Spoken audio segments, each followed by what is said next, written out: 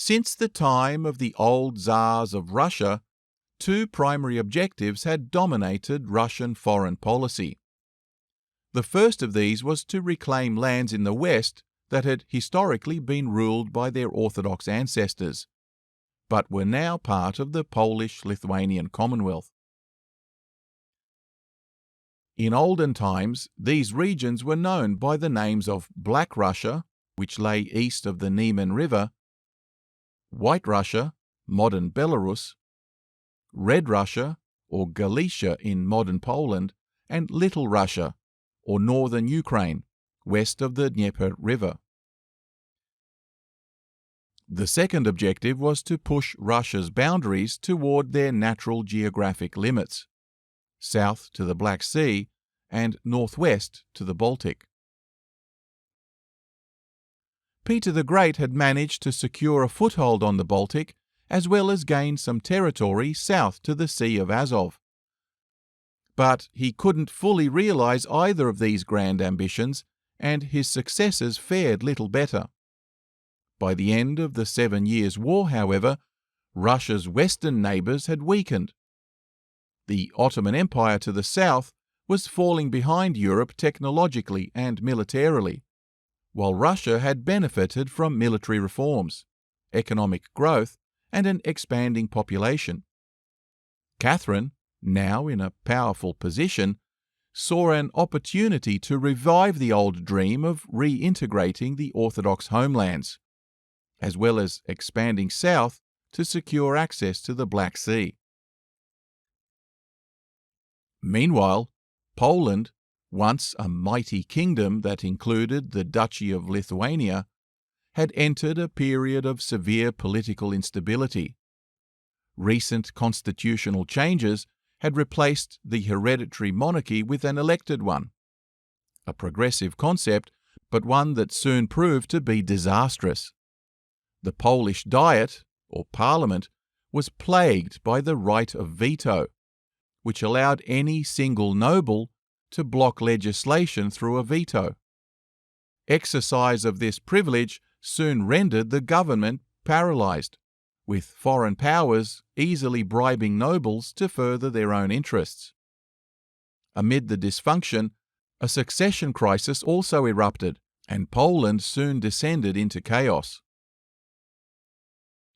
Within weeks of becoming empress, Catherine wrote to former lover Count Stanisław August Poniatowski, still stranded in Poland, instructing him to nominate himself as a candidate for the upcoming election to the Polish throne. Though Poniatowski held no aspirations for the crown, he was still in love with Catherine. He would later write that becoming king was the only way he could imagine to get her to marry him. So he agreed. Catherine's agents now launched a campaign of bribery all across Poland, winning support for her old lover as a candidate. But her strategy went beyond simple political manoeuvring. Despite her public hostility toward Frederick the Great's Prussia during the 7 Years' War, Catherine now secretly reached out to him, assuring him of her neutrality and suggesting that it was in both their interests to keep Poland weak and divided. Frederick, delighted by the proposal, agreed to support any candidate she cared to nominate, and even suggested an alliance between them to seal the deal. By March of 1764, the completely unexpected Russo-Prussian alliance was signed, shocking the rest of Europe. Catherine had now shown that she too was capable of political skullduggery. Having extracted from Frederick the backing she needed, by May, Russian troops poured into Poland under the pretext of ensuring a fair election. But the Ottoman Empire, suspicious of Catherine's motives, protested, warning that they would only accept the election result if Poniatowski were first married. Fearing that a union between Russia and Poland could threaten the balance of power, the Ottomans were particularly concerned that Catherine might marry Poniatowski and thereby create a superstate. Catherine promptly responded to this by ordering her former lover to find himself a local bride, and the heartbroken Poniatowski, with his country now occupied by foreign troops, had little recourse but to comply. Meanwhile, religious persecution in Poland had reached a boiling point. Orthodox Christians, Lutherans, and other non-Catholics were facing escalating levels of repression, and many in Russia now demanded that Catherine step in and annex territories with Orthodox majorities.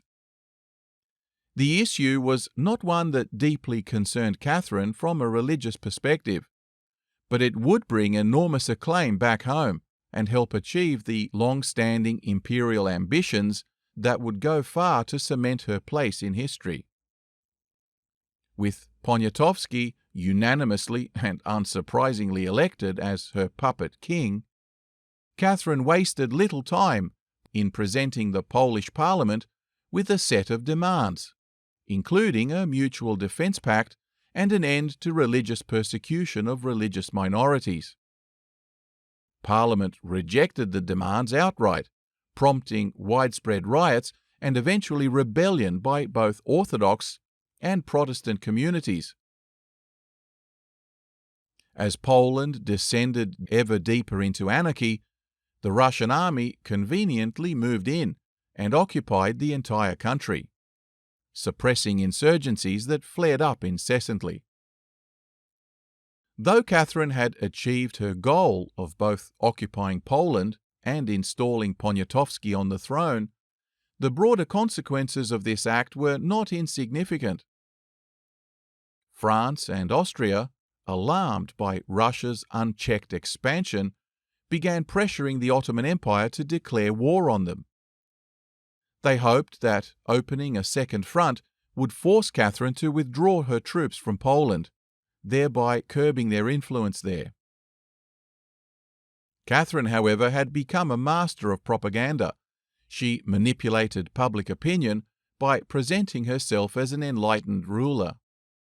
She sponsored numerous public buildings, initiated a royal commission to benefit the peasantry, and had openly engaged with leading intellectuals of the day, including Voltaire and Diderot, who soon became her public champions.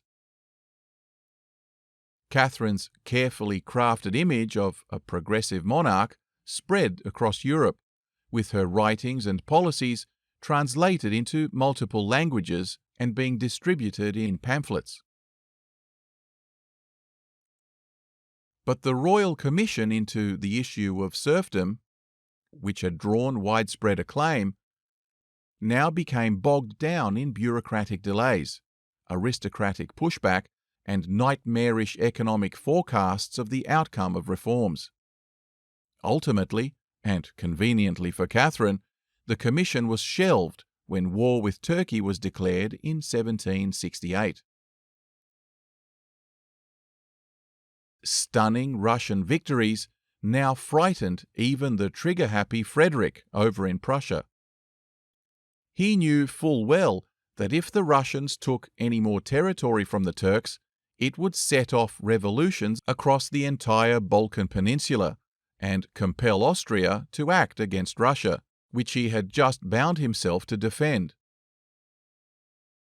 So Frederick, in cahoots with mortal rivals Austria, despite his deal with Catherine, nevertheless sent a joint diplomatic mission to St. Petersburg to convince her to come to terms with the Ottomans and relinquish her territorial gains there. The trade-off would be a carving up of Poland between the three of them. Catherine, frustrated but ever the pragmatist, consented. So it was that the Partition of Poland in 1772 saw the Commonwealth lose about a third of both its territory and population. Prussia gained control of key Baltic trade ports. Austria took Galicia, rich in agriculture and salt mines, while Russia claimed a vast but economically poorer eastern lands. The once mighty Polish-Lithuanian Commonwealth had now been reduced to a shadow of its former self. Worse was to come for the poor old Poles, but we're getting just a little ahead of ourselves. Well, the political climate in Poland was always volatile, and with the outbreak of revolution in France 17 years later, agitation for reform in Poland also became violent, necessitating a firm response. By 1789, France was in deep financial trouble, teetering on the edge of bankruptcy. King Louis XVI was forced to convene the Estates General, a medieval institution that hadn't been called for centuries, in a desperate attempt to raise taxes. The Estates General was composed of the First Estate, or clergy, the Second Estate, nobles, and the Third Estate, commoners and townsfolk. The problem, however, was the voting system. Each estate had one vote, which allowed the clergy and nobility to outvote the Third Estate every time, despite its representing the vast majority of the French population. Consequently, representatives of the Third Estate now demanded reforms, insisting that votes be counted by head rather than by estate. Of course, their demands were rejected, leading to a stalemate. Frustrated by this deadlock, delegates of the Third Estate now took a radical step, and on June 17, 1789, the Third Estate rebranded itself the National Assembly and vowed to draft a new constitution for France. This move was the spark that ignited the French Revolution, as it challenged both the authority of the monarchy and the entrenched feudal order. What followed was a violent power struggle, plunging France into civil war. Inspired by the revolutionary events in France, Poland's Sejm, or Diet, embarked on its own reform agenda, enacting progressive changes that enfranchised the bourgeoisie, curbed abuses of the nobility, and introduced protections for serfs. The Polish Constitution of 1791 was groundbreaking. It was the first truly modern constitution in Europe, drawing inspiration from both the American model of citizen rights while maintaining a constitutional monarchy like Britain's. It aimed to modernize Poland, strengthen its central government, and prevent foreign interference. Catherine the Great, however, despite her professed liberalism, viewed these reforms as a threat to her control over Poland. She denounced the Polish constitution as merely a product of Jacobin infiltration, fearing that the revolutionary ideas from France might spread to her own empire. Frederick the Great of Prussia, despite his duplicity in Russia's war with the Ottomans, saw an opportunity to further gain territory from Poland and again backed Catherine all the way in her efforts to undermine the reforms. So it was that in 1792, Russian troops once again marched into Poland, under the by now usual pretext of restoring law and order, while Prussia, and indeed the rest of Europe, stood idly by. The Polish army fought bravely, achieving several notable victories against the invaders, but internal divisions and a lack of external support doomed their efforts. By 1793, King Stanislav II, and now her political puppet, surrendered under the assurance that Poland's borders would be respected. But these promises were empty.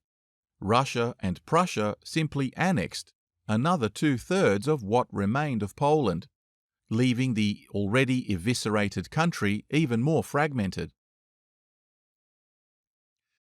But Polish resistance continued, and in 1794, Tadeusz Kościuszko, or as we Australians like to call him, Kosciuszko, led a spirited uprising. Kościuszko was a Polish national hero, as well as a veteran of the American Revolutionary War.